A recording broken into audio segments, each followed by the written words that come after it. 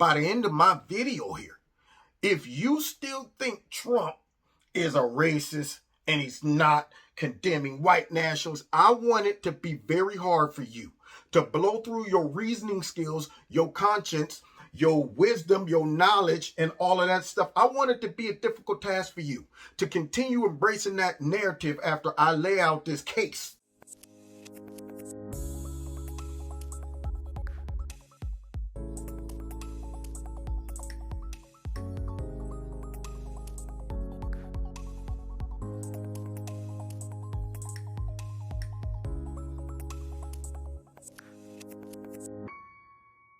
This video is brought to you by Extreme Tees. Click on the link below. Make sure you put Kevin in the promo code and you'll get a 20% discount. Antifa is an idea, not an organization. Oh, you got to be not kidding. militia.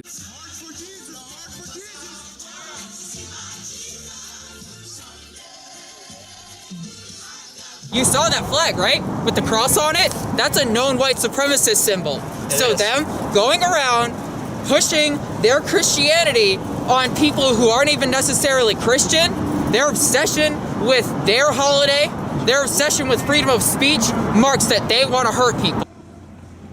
Democratic and anarchist communism will be the ideology of the future. I'm right over here. You can come and get me if you want.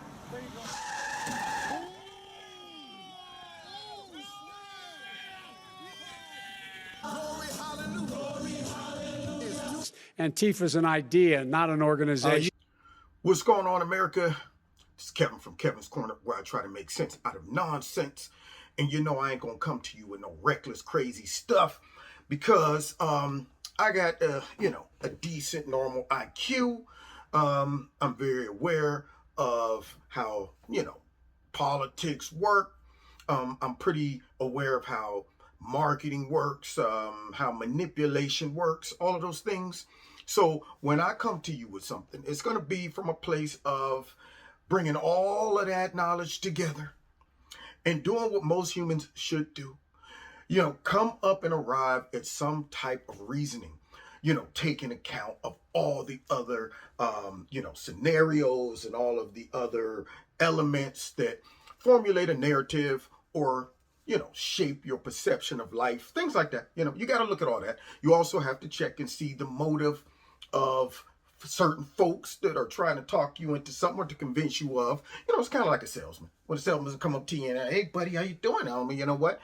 Can I help you with something today? You're like, no, actually, I'm just looking. Well, I tell you what, man, we got a wonderful car right on over there. Well, I said I was just looking. Well, look, man, just between you and I, my boss, he doesn't want me to let it go for this price, but I'm going to. And I'm thinking, are you really trying to help me? Huh? Are you? See, because when you go back, talk to your boss, and he comes back and say, hey, well, you know what? It was a risk.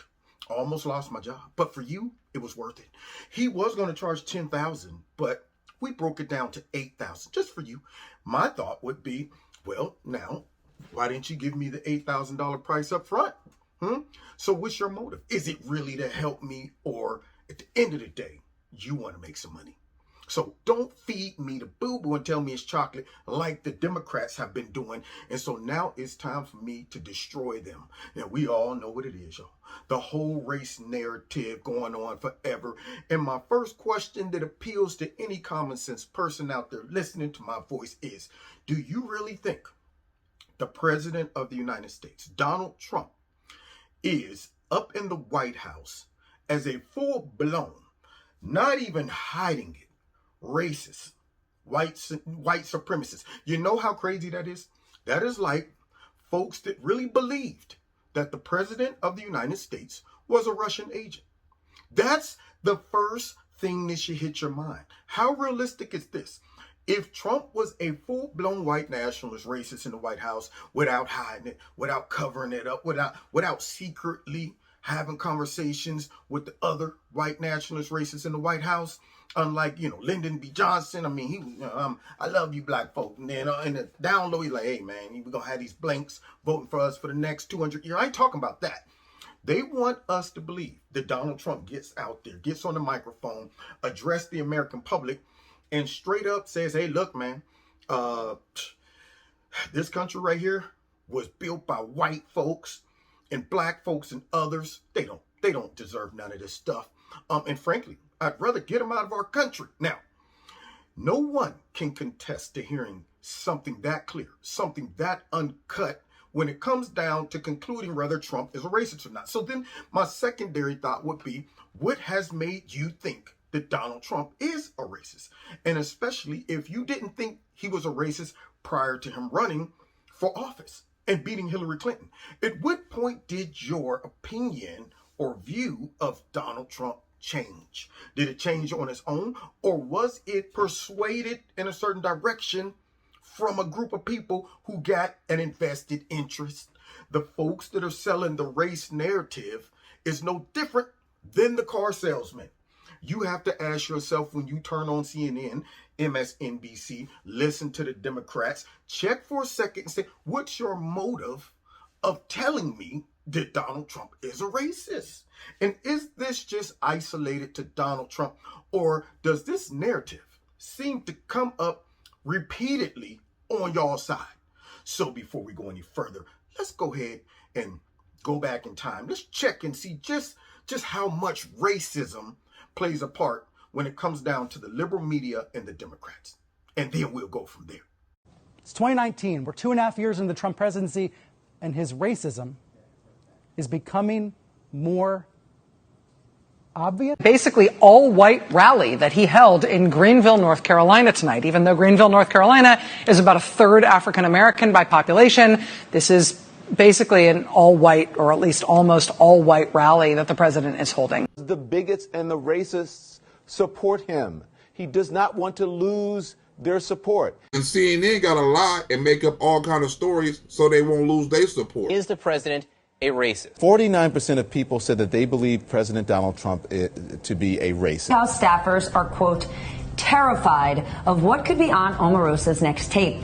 The former Trump insider says she has recordings of him using the Do you think Donald Trump is racist? I do. I can't even believe that you're asking the question of, President Donald J. racist. Opponents, Bernie Sanders, Julian Castro, Kamala Harris, Kirsten Gillibrand, they've called Trump himself a racist. What makes you stop short of that? Well, I actually am not. The reality is this is a guy who is worse than a racist. Is a person who's a bigot and is in the White House. Of course he is. Hang on, one second, because we just heard from the president. Anna, wait. We just heard from the president. This isn't about you and me. You can't even sit there and watch the president's own words without calling John Berman and New Day ridiculous, because you don't even have the face to be able to look at his own words. This program isn't putting words in his mouth. They're quoting him. That's him on video. Anna, those are his words. He has been a racist his entire life. Oh, no, I'm not melting. I'm not a snowflake. You know guys, what I am? It's not even springtime. Hang on, Jason, Anna, hang on one second. Anna, the president just... Jason, I don't say that you look like a buffoon trying to make sense of what this man is saying. This is about Donald Trump being a racist. I don't care what you say. This is about the you should give him some credit. Jason, Anna, hang on. The president just put out a statement. The president just put out a statement. I'll give him credit. The president just put out a statement. As far as I'm concerned, if you hate our country, if you're not happy here, you can leave. Our squad is big. If you're complaining all the time, very simply, you can leave. You can leave right now. Do you see that as racist? This is not the first, nor will it be the last time we hear disgusting, bigoted language from the president. We know this is who he is. They can leave. They can leave. And you know what? I'm sure that there'll be many people that won't miss it. You have somebody that comes from Somalia, which is a failed government, a failed state, who left Somalia, who ultimately came here, and now is a congresswoman who's never happy. He would love nothing more than to divide our country based on race, religion, gender, orientation, or immigration status. I'm sorry. I had to tag in right there. Did you just hear Ilhan Omar talking about there's nothing more than the president would like to do but divide us based on race, gender, immigration status, all of that stuff? That's kind of ironic, considering the only people that talk about race constantly, sex, gender, legal immigration versus immigration, are the Democrats. Frankly, I don't want to hear it at all in politics. I'd rather us talk about Americans versus non-Americans, all of those things, but instead their whole platform revolves around division. But what do? They project. They want you to think you're the one that's dividing us. If you don't, bow down to our ideology, if you don't jump on board with all these non-social issues that nobody's really walking around thinking about, but they want, everyone to think that these are big deals. That's who's doing all the division. So she brings up race, gender, all of that stuff. When Trump was talking about those four knuckleheads that do nothing but wreak havoc, pee and poop on our country constantly, downplay the country, accuse everybody of being a bigot, racist, misogynist, xenophobe, all of that stuff. And yet this woman came over here and was blessed to work her way up from Somalia, came here because we brought her here, worked her way all the way up to Congress, and now she's the one that's, talking bad about our country. Trump's right. Y'all could leave. Now, those statements have nothing to do with race. But you know what happens? See, when you can't defend your argument, your statement, your position, then what do? The only reason you attacking me and accusing me and criticizing me is because I'm a woman or it's because I'm black. And that's the game of the left. They bubble wrap themselves in identity politics to discourage folks from wanting to do any type of criticism. Because as soon as you say something, it's not because they're stupid, because they are ignorant, they did something foul, said something foul. It's never because of that. It's always because they're a woman, or they're a black man, or a black woman, or whatever else, gay. How about you just stupid? Now let's keep this thing going. You see the narrative all around racism. That's what they do. Look at this tweet that Ilhan Omar has put out. I mean, this is an elected congresswoman. An elected position that says that, the president wants every black and brown person deported, every Muslim banned. How is this possible that an elected official can get away with saying this as if this is fact? Well, I'll tell you how they can get away saying stuff like that as if it was fact, because of liberal privilege. When you have over 90% of the liberal media, all of our media, I'm talking not only just news, but entertainment, sports, education, all of those things been infiltrated by progressive far left ideology. They cover for you. They're not going to hold you accountable for saying stupid stuff like that. They are not even going to stop and say, hey, wait a minute, do you realize how stupid that sound? That President Trump wants all black, Mexican, Muslim folks deported. How ridiculous that sound. Remember before he got elected, when Trump gets in, he's going to deport all the black folks, put them back on the boat, send them back to Africa, all this stuff. I'm still here. I'm just wondering. And I'm not protected because what? I'm one of Trump's buddies and I got MAGA hat. No, it has nothing to do with that. It has something to do with y'all building a narrative that is unrealistic. But for some reason, through studies, I guess, and psychological profiling, you realize there's some folks out there that can't discern the difference between real and fiction. They don't understand the difference between real life and politic life, because all of these narratives and statements are nothing more than political tools to manipulate folks. And the sad part about it is the damage that they do to folks when they do this is irreversible. Now let's continue. That seems to be intent on pushing their ideology, and they have an accomplice in the media in doing so, and this is very detrimental to our country. They hate our country. They hate it, I think, with a passion. Now, it's possible I'm wrong. The voter will decide. 86% of Republicans say Trump isn't racist. 86% of Democrats say he is. So why is that, Don Lemon? Why is it that all of these percentages of Republicans say Trump's not a racist, and all of those Democrats say he is? Is it just that for some reason we're all overlooking all of that racism? Are we not able to sniff it out? Because, see, I'm shocked. Before Trump ran against the Democrats, y'all weren't able to sniff it out either. Never heard Don Lemon talking about Trump as a racist. Never heard Hillary Clinton talking about Trump as a racist, hanging around with him, snuggled up with him, inviting him to all these different functions, taking his money, all that stuff. Same folks who's doing the interviews with him, Mika Brzezinski or whatever her name is, Joe and Meek. Those two loving him. But now all of a sudden they get this revelation late in the game. Real late in the game. Oh man, this dude who we've been chilling with for all these years, loving him. All those rappers busting rhymes and stuff, putting Trump in all of their cuts, loving him. But now all of a sudden, they just got the wool pulled over their eyes. They just, oh my God, man, I can't believe this dude's a racist. How'd he get this one by us? Well, he didn't, because he's not a racist. They're telling you he's a racist. And guess what? All of those Republicans can tell. You think me, as a black man, wouldn't be sensitive, hypersensitive to racism and being able to detect it? You think I would overlook it? Do you think Dr. King's niece and Herschel Walker and Ben Carson and all the other black Trump supporters just overlooking that racism? Why would we do it? What is the benefit to us? What is the glory?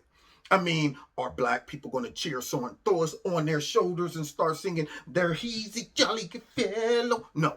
We're going to get called sellouts, Uncle Toms, and all of that good stuff. And you think we're doing it just for the fun of it, right? Do you think Trump's paying us? Or are we able to put on our bullcrap glasses and see what the media and these folks are trying to do? Use race as a weapon, blow it up, amplify it to divide the country.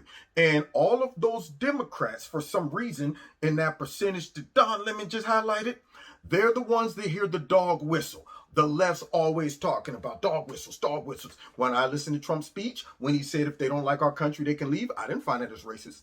There are black folks right now, hates our country, Colin Kaepernick, bid for nothing, darn LeBron James, they can leave. And I'm black, I love black folks. But any American that comes here or is here and all they're doing is making everybody's lives miserable through complaining and making problems that aren't even problems. If you hate the country, leave. Nothing to do with white, black, or whatever, but what do? They insert that and say it's a dog whistle, it's racism. And the bubbleheads buy into it, which we're about to go right into this next segment for me to destroy all of these stupid narratives about Trump's a racist. I'm putting it to bed, man, putting it to bed tonight. It's tough to say that somebody is not racist when they're doing all the racist things. I have never seen anything that even resembles racism. And look at the policies that have been done. And look at the people who have been helped. You look at the fact that he is engaged so much in second chance for people. You know, things that other people talked about, but he has done. Discussion, you said this brilliantly at the beginning. It's not about Donald Trump being a racist. How much? How much money is it worth to you that you have someone who is a racist in office? How much of a tax cut does it matter? There isn't that much money in the world for me and for people who are discriminated against, for people of color. It's not that much money. Well, the reality is this. Donald Trump talks like a racist, thinks like a racist, makes statements like a racist, conjures emotions that give succor and support to white supremacists and white nationalists. Yeah, he's a racist. Come on, really?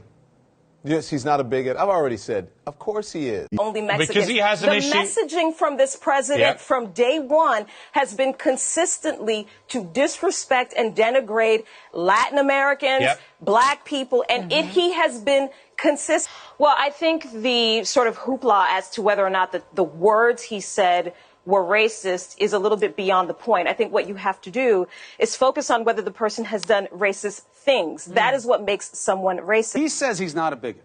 He says that he's the least racist person you've ever met in your life. He's told me that. He's told me that like three or four times in interviews. Great. Yeah. We only know what you show. Now, y'all done heard all of these race baiters build their case talking about Donald Trump's a racist. They were for sure. For sure. It was no doubt. Of course he's a racist. I mean, what else could he be? I mean, you know what? Now, here's my thought. First of all, none of them said that prior to him beating Hillary. So then my question to all of y'all was, what judge of character are you? You got to be kidding me. I mean, half of these folks that was just talking probably knew Donald Trump prior to him becoming the president, and they weren't able to sniff that out. But now you got the clairvoyance and the wisdom to enlighten us all on his racism. Okay. Or could it be the left uses these narratives to avoid debate, dissension, all of those things? They don't want to have to present any policies. They just use demonization, racism, and this and all of that. Because I find it hard to believe that these so-called intelligent people interacted with him that long without peeping it out. You know why? Because what doesn't come out in the wash comes out in the rinse. So all of these folks talking about something, I mean, of course he is absolutely, you got to look at his actions. Don't look at his words. Let's look at his actions, which I appreciate that statement. For the simple fact is when you declare someone to be a racist, that's not a minor thing. That's not one of those, I'm just joking, I said something like, man, you silly, or, no. A racist is a serious accusation. Therefore, that should be an absolute. You can't be a half and half racist, part-time racist, sometime racist on the weekends, but throughout the week, you love everybody. It doesn't work that way. Therefore, if there's evidence contrary to that narrative, my question is, why aren't we privy to it? Why aren't they showing you all of the evidence to offset that narrative? That goes back to my initial opening about the salesman. Why won't the salesman let you know that really the price for this car is $8,000? We just marked it up to 10. See, we have a motive.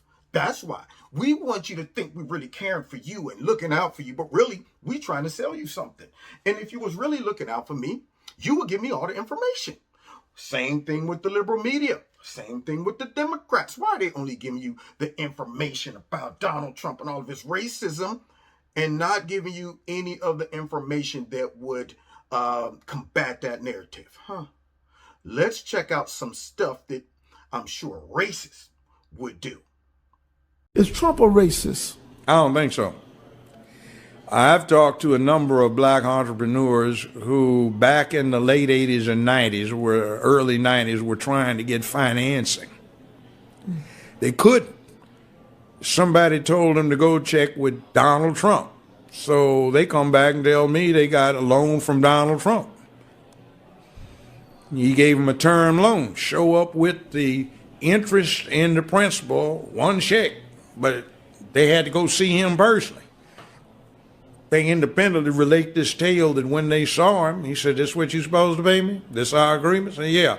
And then tore the check up, shook their hands, and congratulations. Now run your business.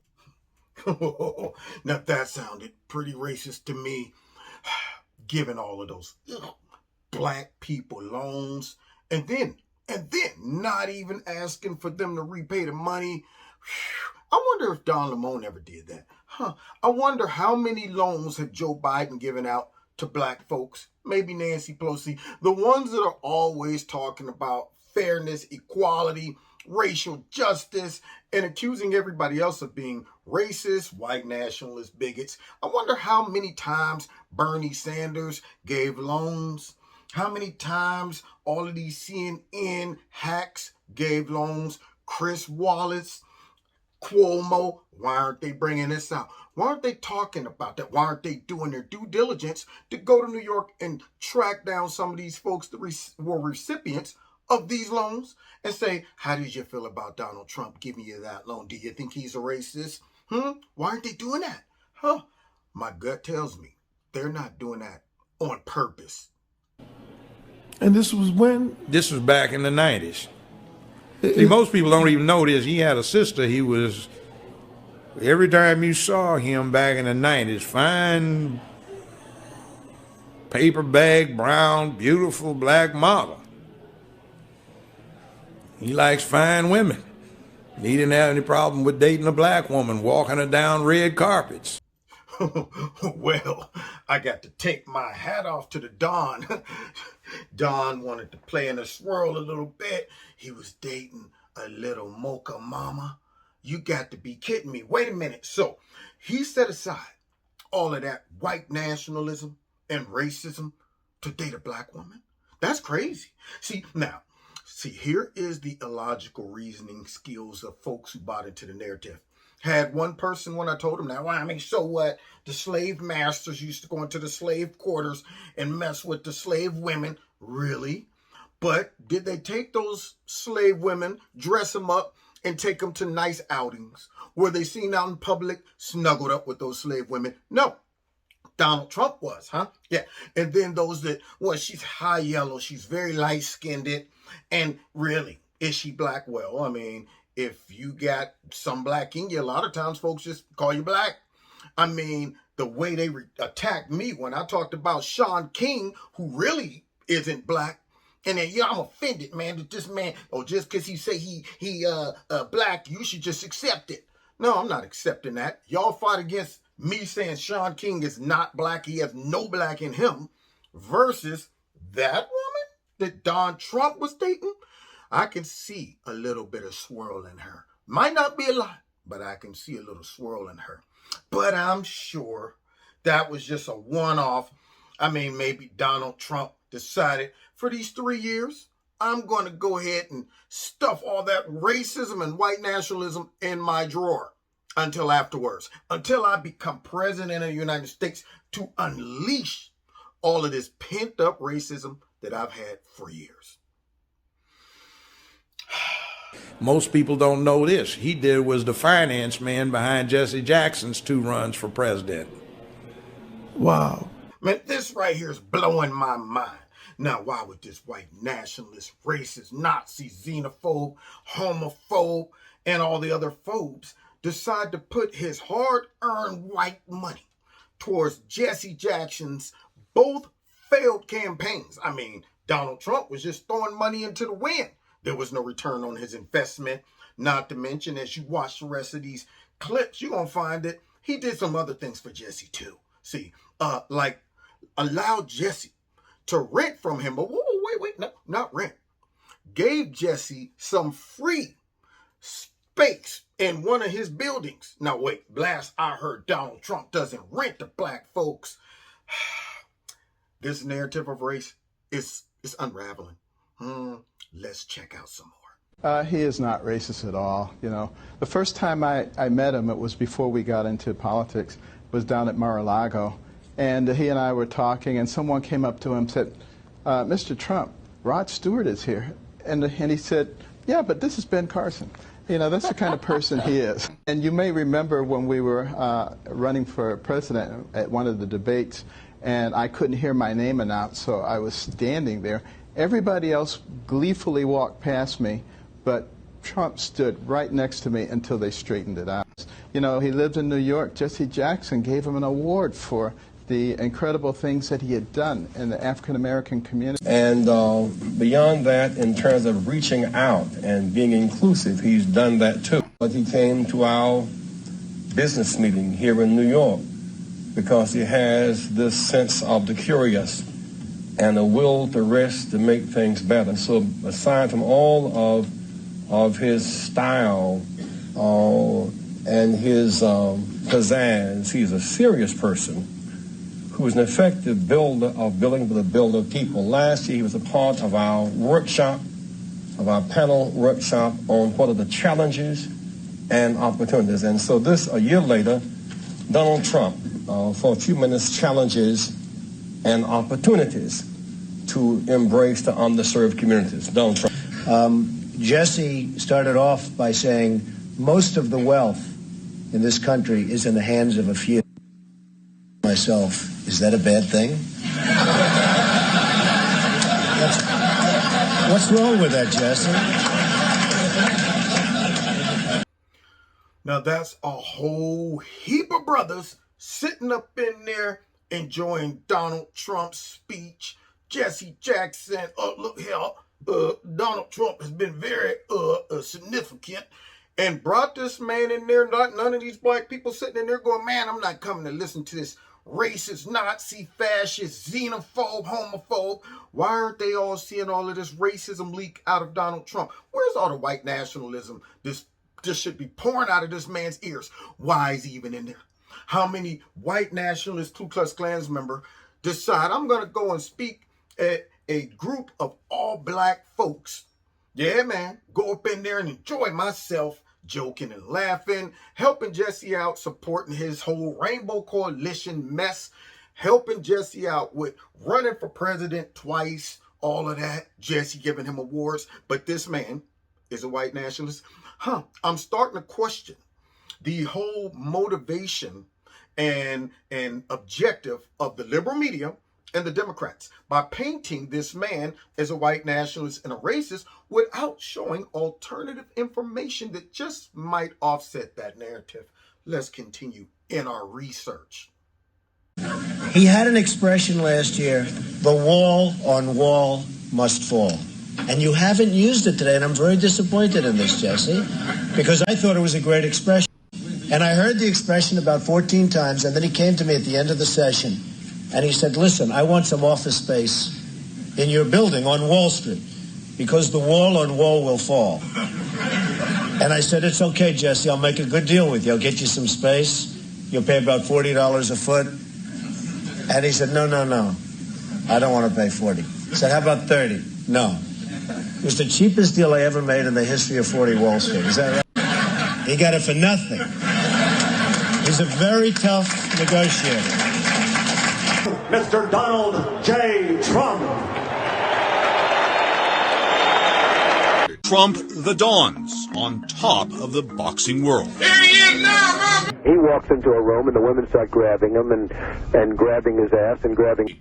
3 days after his conviction, before his sentencing, Donald Trump held a press conference proposing a deal that Tyson do no jail time. As you know, I'm a very strong believer in harsh punishment, including the death penalty. But we think it's probably, in this particular case, a lot more good can be done by having Mike Tyson pay a substantial award, both to the victim, subject to court approval, and creating an award for people that were abused or raped in the state of Indiana. In my opinion, that to a large extent Mike Tyson was railroaded in this case. You have a young woman that was in his room, his hotel room, late in the evening at her own will.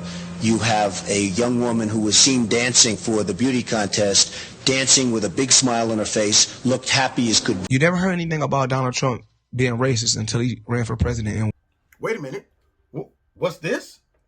Trump takes in Jennifer Hudson and her family? That can't be. You can't tell me this white nationalist, racist, misogynist, xenophobe, sex, offender / murderer of babies, science denier.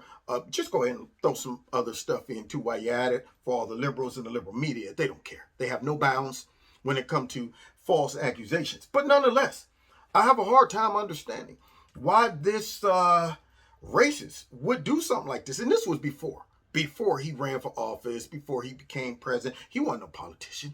He had no reason to do this for PR like the Democrats. You know how they roll. Show up, George Floyd's funeral, taking a moment of silence with dashikis and yamakasama's on, ooh, nah, nah, nah. Ooh, nah, nah, do. Yeah, he don't have to do that. See, changing his dialect when he speaks to black audiences. No, that's not needed. That's not needed. Going on these little black talk shows and pretending like he down with the struggle. Hey, we don't know who you're voting for by now. You ain't black. All of that stuff. No need for those things. No need to grandstand and exploit black folks' tragedies like, let's see, Joe Biden, who don't even remember George Floyd's name. I said to myself, we would have put that out there if it wasn't for them putting George up against that curb. Yeah, see, that's what happened when you're a panderer. And you're doing it just for PR. See, because they never committed to knowing actually who George is. And Nancy Pelosi. And I want to make sure that this is going to be applied to Curious George. No idea what his name is. Trump didn't need to do all that. But instead, he went ahead and took in Jennifer Hudson. Let me see this. In the wake of her family tragedy, Jennifer Hudson has received a helping hand from a very unlikely source. Donald Trump. Wow. I guess he put her up in his hotels, told her, get your head together, relax. I hope you get through this. Stay as long as you want. It's all on me. Whew, that man's a full-blown racist, white nationalist, xenophobe. See, I'm building my case. And if you by now ain't seeing the game, then it's nothing I can do for you. You're a fish that needs to get thrown back in the water. Let's continue. And to challenge all the supporters of this president. For those who support the president, this is a testing moment right now. But for people who look like me, other minorities, women who have Well, let's just leave this to race. This president has said and done so many insensitive and bigoted and racist things that if you support him, people like me want to understand why you ignored so much. Well, I'm so glad you asked, Don Lemon. The reason folks like myself and others that support Trump is because we're able to see through y'all bullcrap. See, this man just revealed the diabolical scheme. By them demonizing Trump and then demonizing all those that see through their crap and still support Trump, they're trying to prick our conscience. They're trying to guilt us into not voting for Trump, abandoning our support. These right here are real fascist tactics right here. To scare, to shame, to verbally attack, sometimes physically attack any opposition, to where either they go underground, they don't talk about what they believe politically, religiously, and all that stuff, which comes with the whole cancel culture, the whole PC culture, or to shame them into changing their mind. Even if deep down on the inside, they're saying, I know the Democrats are raggedy, they're crooked, corrupt, Hillary is nasty and foul and corrupt, Joe Biden is losing his mind. They ain't never done nothing for the black folks. Really, all they've done is just made promises, empty ones at that. All of these things to come crashing into someone that might be going, I don't think I can vote for the Democrats. And then you get all of this, 90-something plus percentage of the media, all of those in entertainment, all of those that are in sports, all of that. And they running around saying everybody is a Nazi that supports him. Everybody's a KKK member that supports him. Everything he says and does comes from the motive of racism, hate, division, when in reality, they're the ones that push the rhetoric to drive that hate and division. All the stuff that Trump talks about, when it comes out of his mouth, I don't see the first thing racist. I don't see why he probably brought up the whole thing about illegal immigrants. He did it because he hates Mexicans. That's not what ran through my mind. So why is it that the left always hear the dog whistle, but we don't? That's why people who voted for Trump still have their same support for Trump, and all those bubbleheads that's been manipulated by Don Lemon, Chris Cuomo, and the rest of those knuckleheads all still think he's a racist, Nazi, xenophobe, and he doesn't like blacks and Latinos, even though all this overwhelming evidence has been ignored by Don Lemon. So as he's sitting here posing the question, I want to know, a person like me of color, I want to know, why did y'all overlook all the evidence? Well, Don Lemon, I want to know why you overlooked all of this evidence that I just showed that shows that Donald Trump isn't a racist. What's your motive, salesman? Anyway, well, let's continue, because now we about to get into the bread and butter, which is Chris and Creepy, Sleepy, Sloppy trying to double team Donald Trump and continue this whole narrative of racism and all of that stuff. All right, let's check it out. Then we'll get into it. You have repeatedly criticized. I have to answer his statement. No, you have his repeatedly. Statement. Wait, you have just no. You've been talking back and forth. He made a statement. I'm asking you. I would love to end it. Sir. I would love to end it. And if you want to switch. So now we all saw the debate the other night where Chris Wallace was, I guess, trying to be very objective and fair and balanced, which he wasn't. And I don't think that was by mistake or some subconscious bias within him. The way he asked the questions that he asked, some of them were unnecessary. Now, let me give you an example. Since we're talking about racism, okay, and since we're talking about white nationalists, we're talking about militias, we're talking about the Proud Boys, all those things that Chris Wallace demanded Trump disavow. And I'm thinking to myself, so let me get this straight. You're going to jump over months and months of obvious groups, hate groups, violent groups, destroying property, burning stuff, all the way over that to Proud Boys, to white militias, whatever that means, and to, I guess, white nationalists. And I'm thinking, well, where are they? I mean, can you identify these white nationalists? Just because someone's white doesn't make them a white nationalist. Just because someone rolls up on the scene and says, I believe in the First, Second Amendment and protecting our cities because these mayors and state governors aren't protecting it doesn't make them white nationalists. And Chris bringing up that topic without addressing the clear and present danger, meaning up until Antifa and Black Lives Matter went buck wild after the George Floyd killing, up until then, nobody was seeing no Proud Boys out there bucking heads. Nobody was seeing militias formed. There was no need for it. But when they start destroying cities, burning stuff, tearing down businesses, attacking folks, and the cops weren't doing nothing about it because a Democrat ran cities, then you're going to get militias. You're going to get Americans that believe in protecting their own property, believe in the First and Second Amendment. So now when that happens, the trick and the goal of the left, of the liberal media, and apparently of Chris Wallace, is to immediately categorize these people or demonize these people by putting labels on them that is not applicable, and then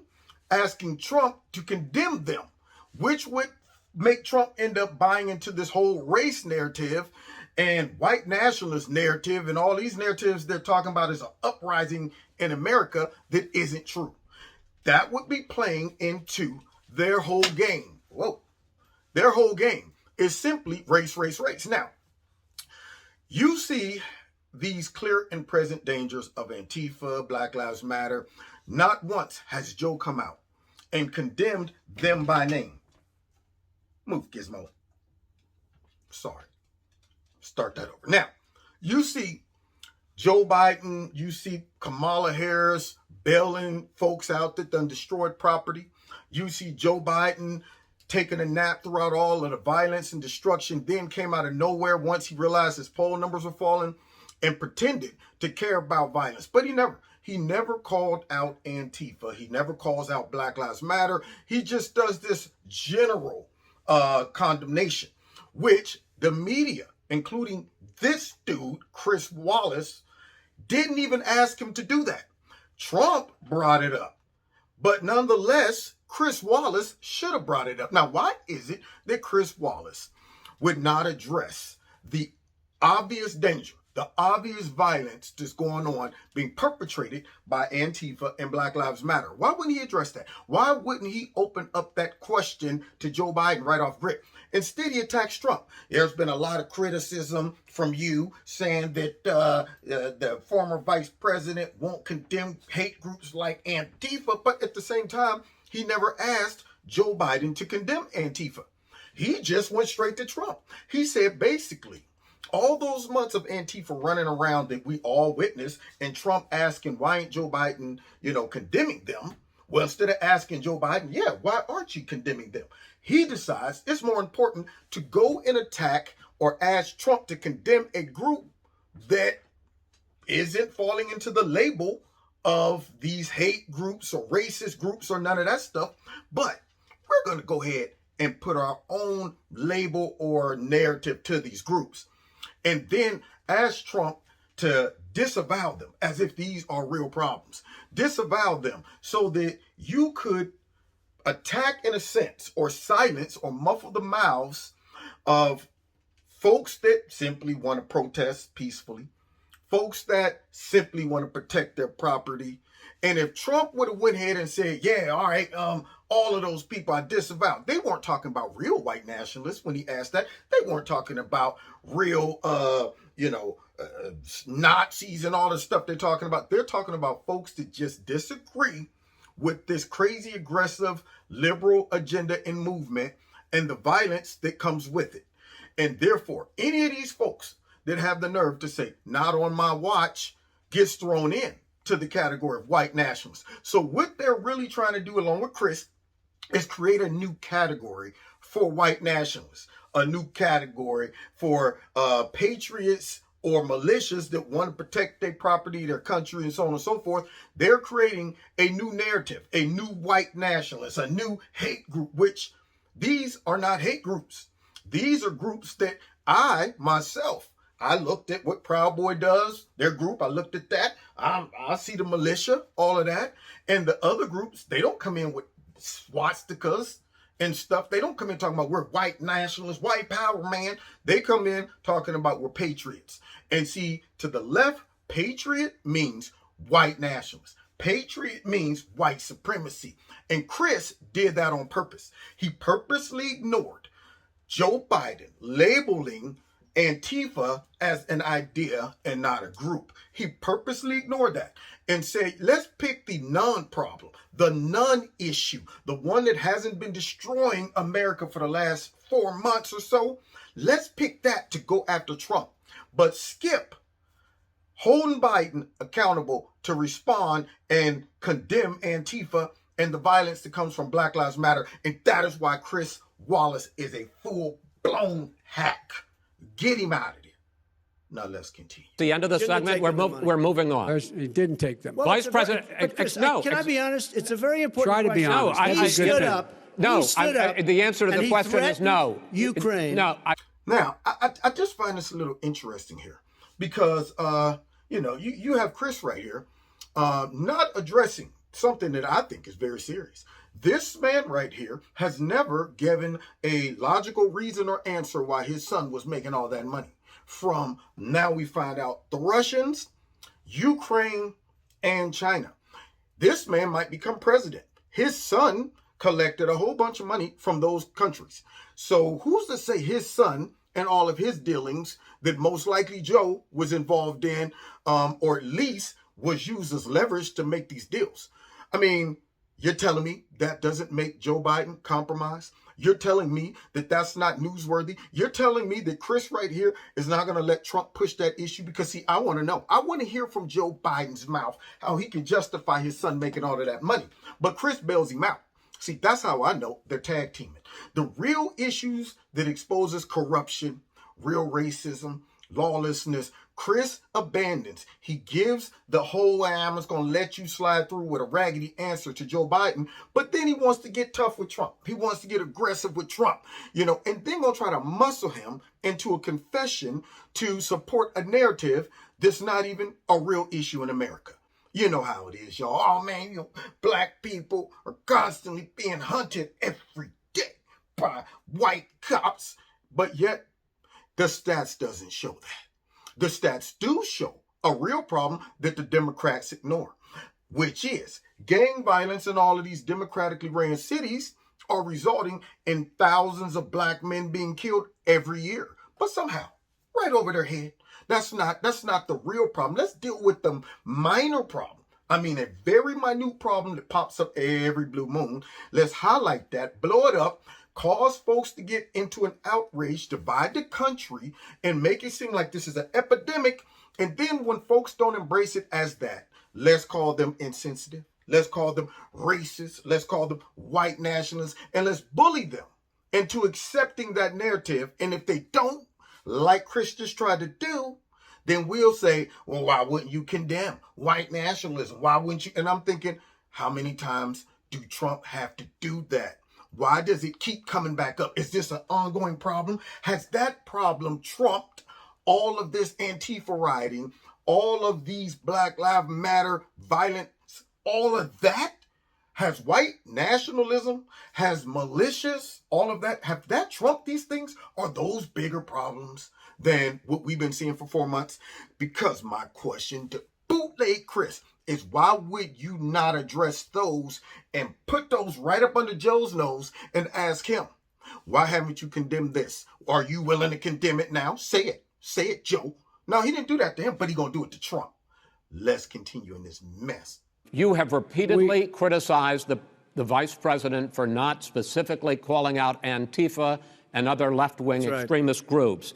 But are you willing tonight to condemn white supremacists and militia groups and to say that they need to stand down and not add to the violence in a number of these cities, as we saw in Kenosha and as we've seen in Portland? Sure, are you I'm prepared willing to do specifically that, but do it? Well, go ahead, sir. I would say almost everything I see is from the left wing, not from the right wing. So what are you saying? I'm willing to do anything. I want to see peace.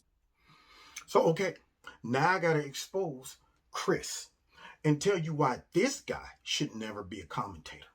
Okay, so now we're back here.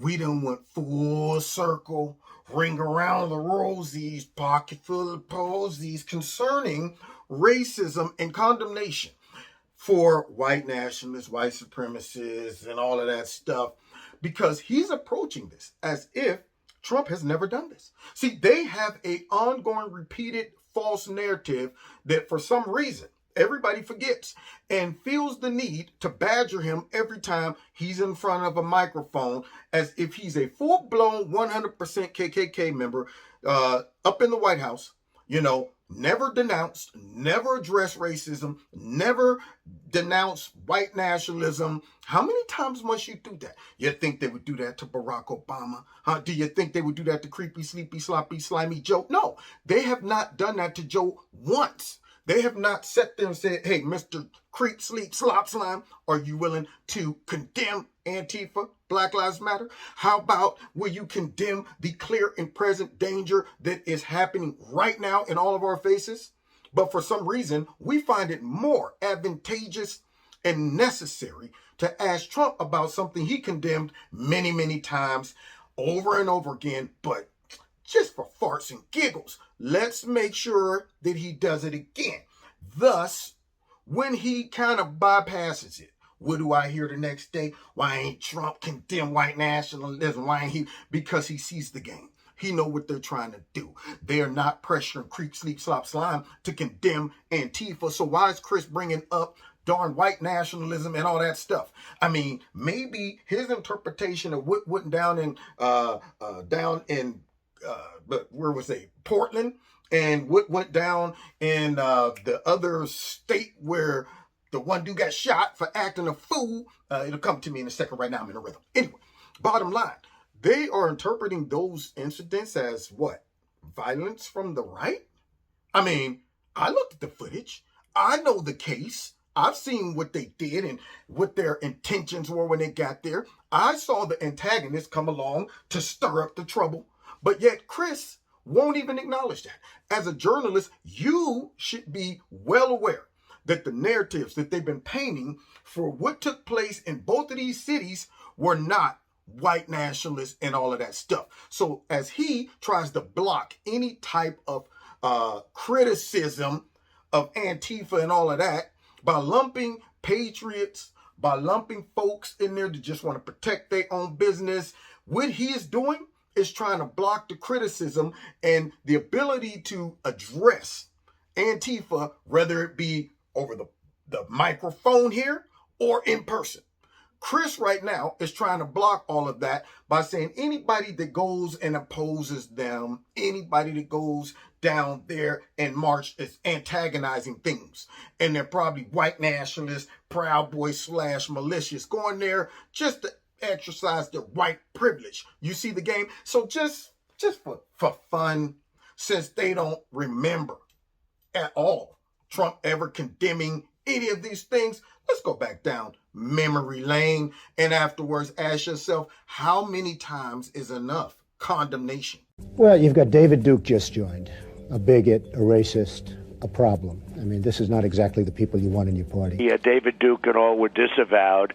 I disavowed him on Friday. I disavowed him right after that because I thought if there was any question. I didn't even know he endorsed me. David Duke endorsed me? Okay. All right. I disavow, okay? I disavowed David Duke, and I disavowed him the day before at a major news conference.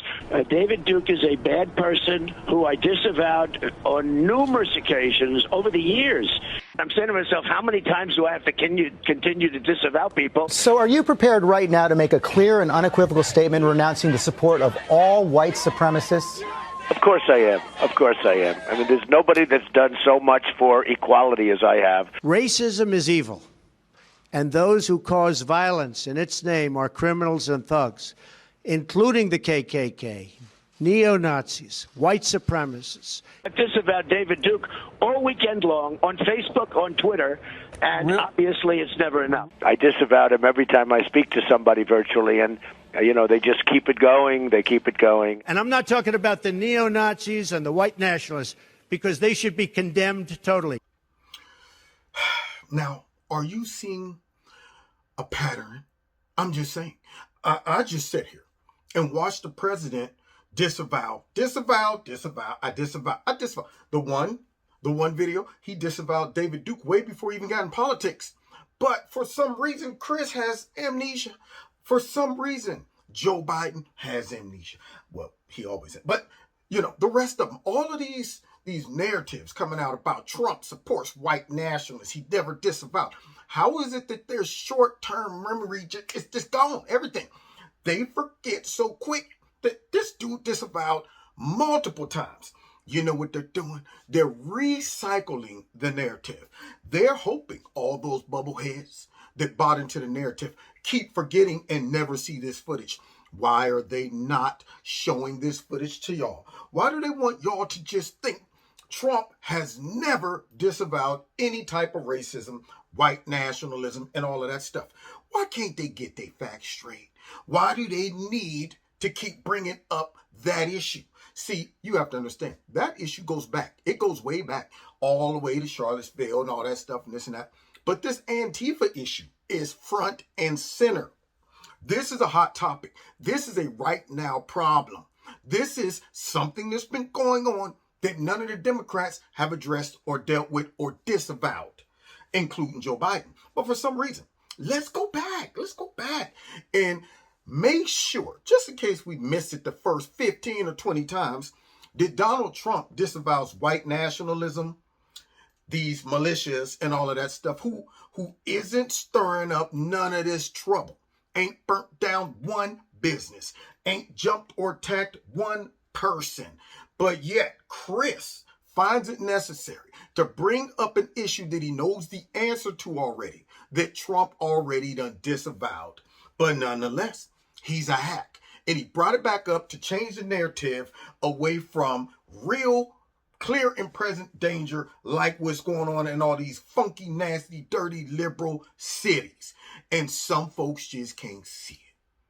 But just in case you don't see the pattern and you think it's just a one-off, watch this next clip of what the media try to do with Kayleigh McEnany.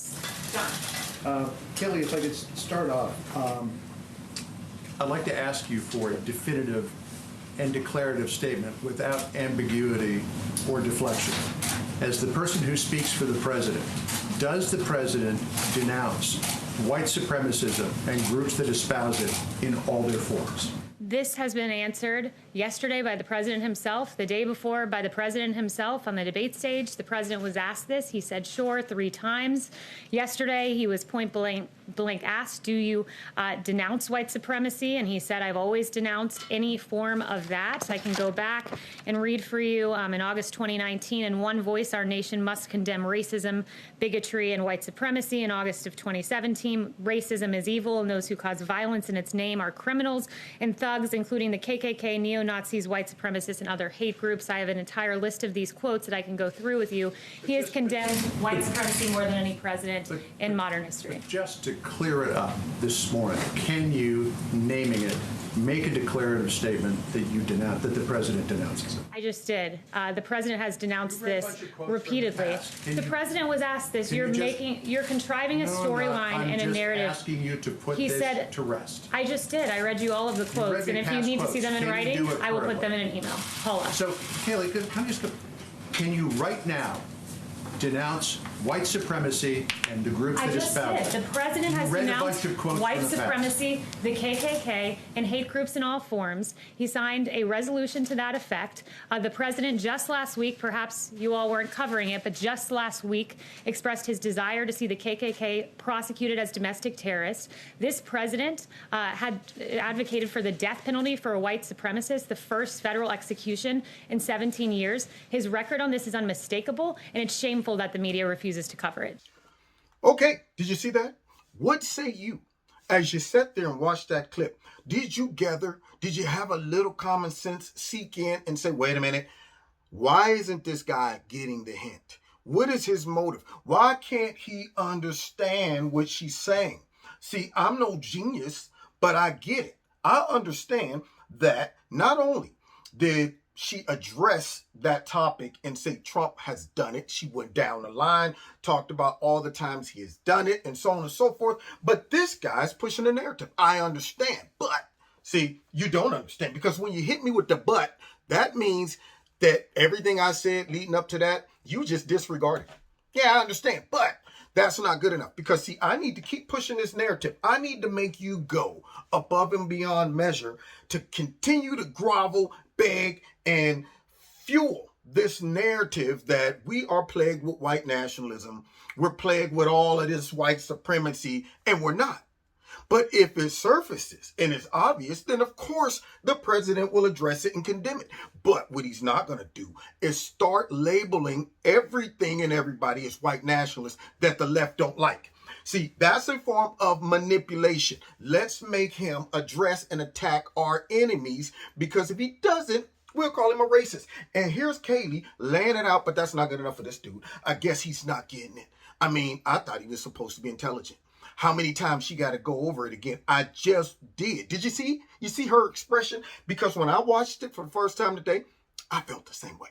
After he asked the third time, I was like, what? This dude is a journalist? He can't understand what she was saying? Or else he's trying to continue this narrative. Bingo. Now let's continue. Do it, sir. Say it. Do it. Say it. Do you want to call him?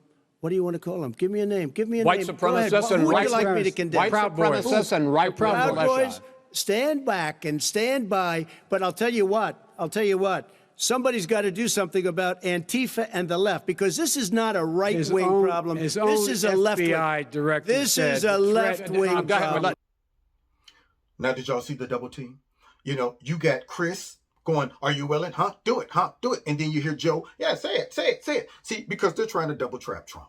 That's what they're doing. What they want to do is say, Trump, we're going to throw some groups into a category that they shouldn't be thrown into, to redirect the attention away from all this violence coming from Antifa and Black Lives Matter.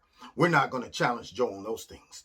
But instead, all of these patriots that's been watching this for months go on unchecked, not even approached by the Democrats, not even step to a mic and say, hey man, y'all tearing up cities and this and a stop, y'all need to stop. None of that. Never called out any of these groups by name, giving them the wink and the gun, bailing them out of prison, out of jail, all of that, financing them, all of those things. Those patriots that's been watching all this take place, that says enough is enough. They want Trump to attack them based on a label that they put on them, not what they really are. And that's why Trump is not quick to jump on the whole bandwagon of white nationalism and Nazis and Proud Boys and all of that stuff, because that's a tactic that's used from the left. Let's demonize the groups, bully him into condemning these groups that aren't really in the category of white nationalists, hate groups, and all that stuff. You have to understand, for months we've been watching violence take place from Antifa and from Black Lives Matter, and the whole Democratic Party refused to condemn them by saying these are mostly peaceful protests. Mostly peaceful protests. See, so they're softening the term for these rioters, anarchists, but then really intensifying the term for those that are defending themselves against those folks, defending their property, exercising the First and Second Amendment with every effort to be peaceful, until these knuckleheads show up to make it fester and turn into something it shouldn't have been. So now what they're trying to do is based on a phony accusation and a phony definition of white nationalists, phony definition and accusation of these militias. Now what they're trying to do is force Trump to attack them, to furthermore silence them and give free rein for those Antifians and those Black Lives Matterins to continue wreaking havoc.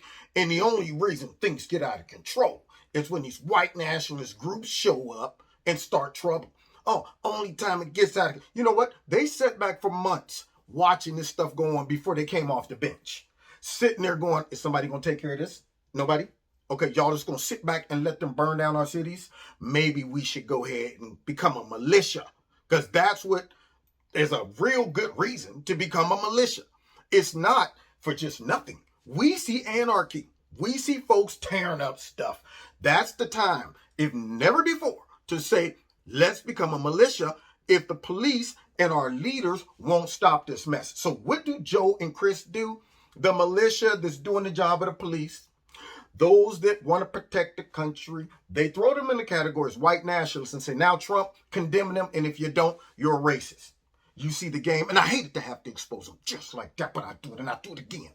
I want y'all to send this video to all those that got the bubble head and don't see what's going on. The mental manipulation that Trump is juggling and have to deal with.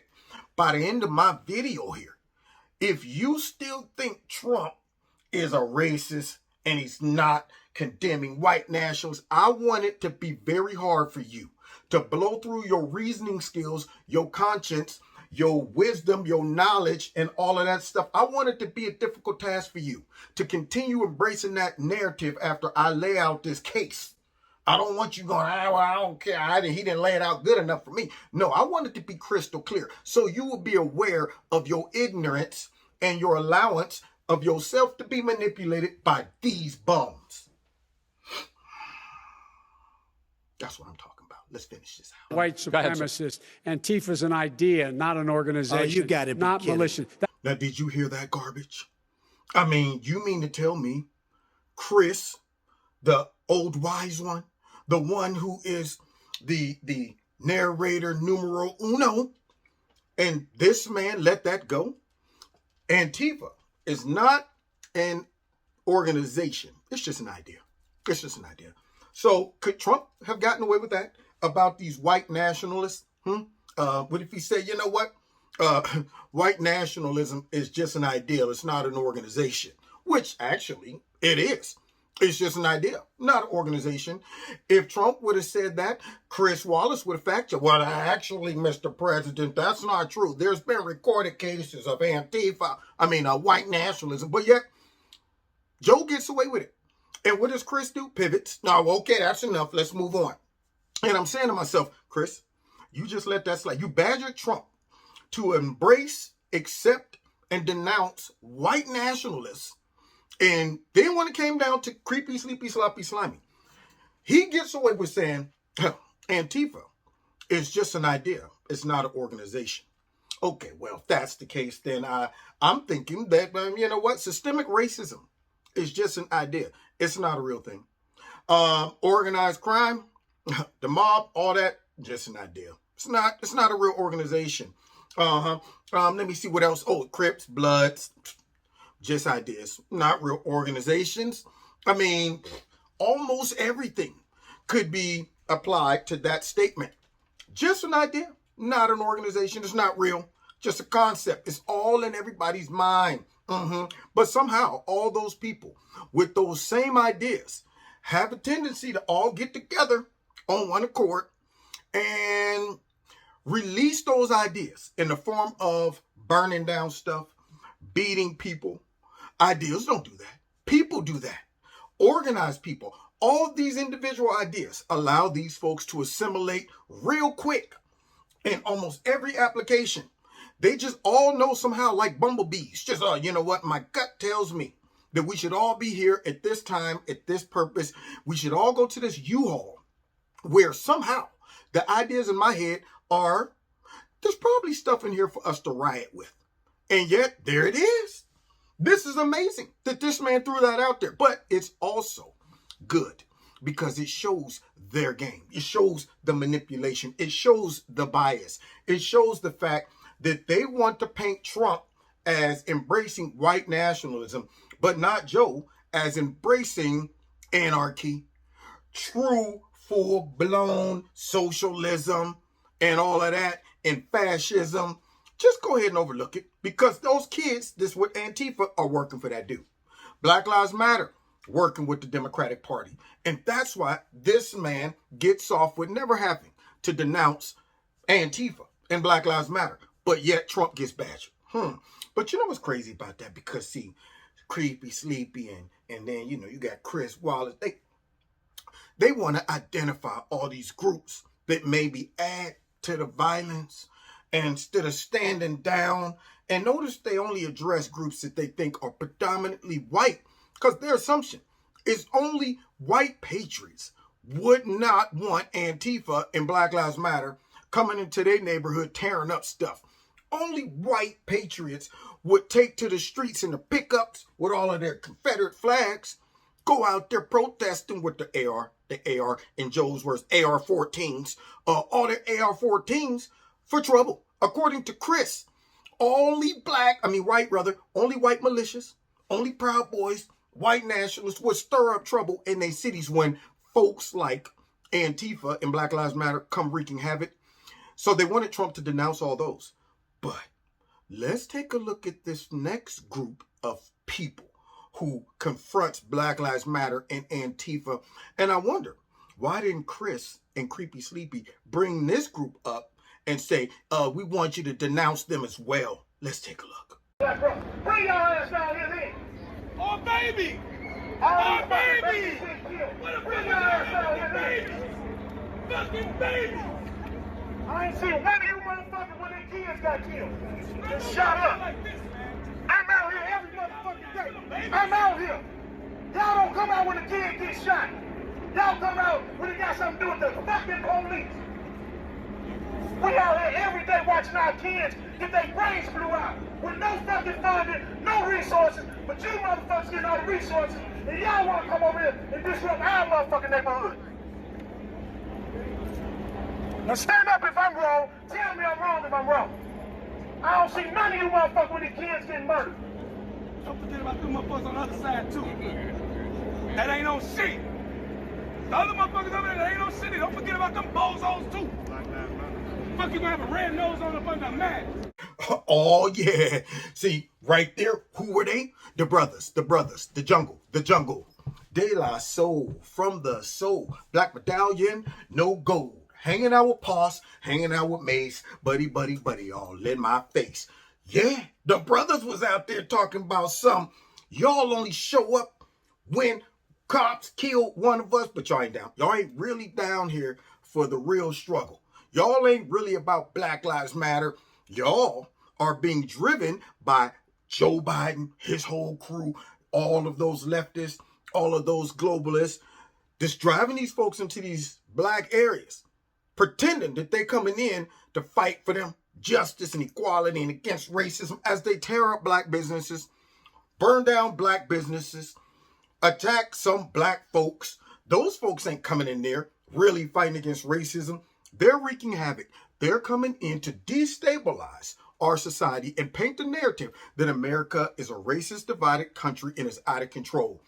These brothers saw through it, and they did exactly what the white guys would do, which is let's go out in the streets and confront these anarchists that's coming into our cities, tearing up stuff, and our government, our mayors, our governors and police are being handcuffed by the governors, the mayors, all that stuff. So since they can't get it done, we're going to do it. Now, are they going to be thrown into the same category, you know, with Chris militias and all of those white nationalists? Are these black nationalists? I don't get it. I don't understand. Or are they simply what those other folks are? Citizens that are concerned about their community. Now you see the game? Huh? Somebody please, speak back to me. If you disagree with my wonderful dissertation that I've laid out, please tell me why that makes sense.